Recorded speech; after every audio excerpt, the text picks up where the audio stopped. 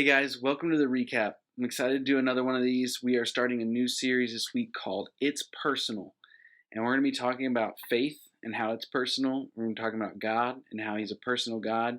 And what do we do with all that? What does it mean to us and where do we go from here? And so this week we're talking about names. And names are important. Our name is important to us. Other people's names are important to them. And if we're all honest, we've had these situations in our lives where people have gotten our name wrong or maybe even straight up forgot our name.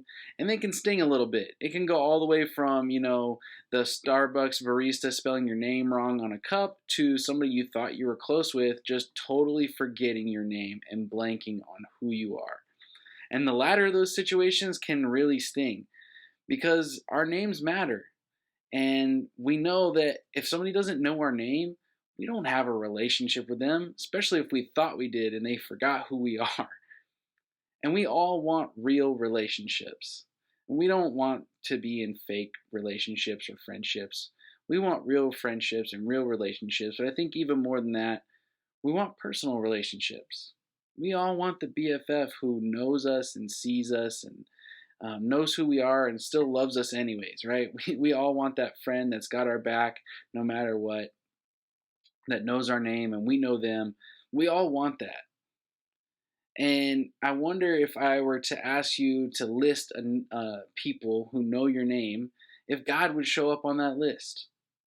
If you would think about God knowing your name. That can seem a little bit foreign or even a little bit cheesy, right? Especially as like I can't see or touch God, so how would He know my name? Or maybe you're somebody who doesn't have any sort of care about God or Jesus, or you've never really thought about that before, and so why would He know your name? Sometimes God can honestly just seem too big and too important to know my name. He's the creator of the universe, sustainer of all things. Why on earth would He know my name? Well, we're going to take a look at a story today about Jesus and a man named Zacchaeus that I think will give us a really good glimpse into why God would know our name and what it looks like when He does. And so Jesus at this point in His ministry is really popular. He's going from town to town preaching and speaking, and anytime He goes to a new town, thousands of people surround Him because He performs miracles and people want to see one, right? And Zacchaeus is one of those people. Now, we learn two things about Zacchaeus as we're introduced to him in the Bible. One, he's short and he can't see over the crowd, so he has to climb a tree if he wants to see Jesus. The other thing we learn about him is that he is a tax collector, and in those days, being a tax collector was not looked well upon. The people of Israel were under Roman control, and they did not want to pay Roman taxes, and so if you worked as a Roman tax collector, you were a traitor to your people, and you were looked down on, and people didn't want to spend time with you or be around you, and they surely did not care about what your name was. And so Zacchaeus was one of these men. As a matter of fact, it calls him the chief tax collector, so probably a little bit more hated than most. And Jesus is making his way through the town of Jericho, and he looks up and he sees Zacchaeus in this tree, and he calls to him by name. He says, "Zacchaeus, come down from that tree. I must go with you to your house and eat with you tonight." Man, how significant must that have been for Zacchaeus? Like, let's break this down a bit. Jesus is walking through a town surrounded by thousands of people, and out of everyone, he looks up and he sees this man. Not only doesn't say, "Hey buddy," or "Hey guy," "Hey you over there." He calls him out by name. He says, "Zacchaeus, come down, because tonight I need to eat with you." And he calls his name in front of everybody. I mean, everybody probably knew who he was, they just didn't like him. And in front of everybody, Jesus calls him by name and tells him that he wants to come spend time with him and eat at his house. That's so significant for Zacchaeus. And here's why I think it's significant for us. Because Jesus knows your name too. No matter who you are, where you're at, what you've done, or what you've been through, Jesus knows your name. He sees you, and He knows you.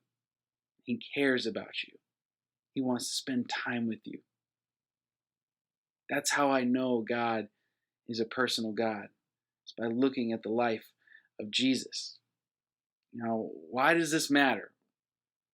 What does all this have to do with our faith? Well, our faith is a personal faith. It's not just an idea. It's not just a set of rules that we follow or something that we promise we'll believe in. It's more than that. Our faith is personal. And our faith is personal because Jesus knows our name. Jesus knows who we are. He knows where we're at. He knows what we've done and what we've been through. And He still knows us and cares about us. He sees us. A relationship with Jesus is always personal. He never forgets about you. He's never going to forget about you. And so if you don't have that relationship, if you're somebody who doesn't see themselves as close with God, I want you to know that Jesus knows your name too. That it's still personal for Him when it comes to you. That He sees you right where you're at, just like He saw Zacchaeus. And for those of you who know Jesus and you're like, yeah, I know it. I know God knows my name and I know I have a personal relationship with Him. Well, then the next piece of this is, how do we let the fact that Jesus knows our name impact our lives? And here's why this is a big deal. The people around you may not know that God cares about them personally until you care about them personally. So if you're somebody who knows God and you know that God knows your name, I have something that I want you to do this week. I want you to think about the people in your life that you tend to overlook. Those people who you don't really talk to, you kind of ignore. Maybe it's somebody in your family. Maybe it's a person at school. I don't know. You know who that person is for you. This week, I want you to model Jesus. I want you to be Jesus to them. I want you to show them that there is a God who knows them and cares about them based on the way that you know them and care about them. So I got a few steps for you to do that. Number one, learn their name. Figure out what their name is. Learn it. Don't be shy. Go and ask them if you need to go and ask them. And number two, the second piece of this is to learn how to say that name properly. How does that person pronounce their name? Because I can tell you, as somebody with a weird last name that people tend to mispronounce, it means a lot when someone takes the time and effort and care to pronounce that correctly. It can mean the world to someone. It can make you go from feeling lonely and like nobody cares about you to all of a sudden you're not so alone in the world. And the third piece of this is to call them by that name when you see them. Give them the honor of using their name when you address them. Because we serve a personal God who knows our name, who knows us and sees us right where we're at.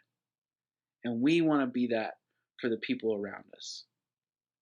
So that's what I want to encourage you with this week. Learn somebody's name, use it, make sure they feel known and seen right where they're at because Jesus knows and sees us right where we're at. Thank you guys. See you next week.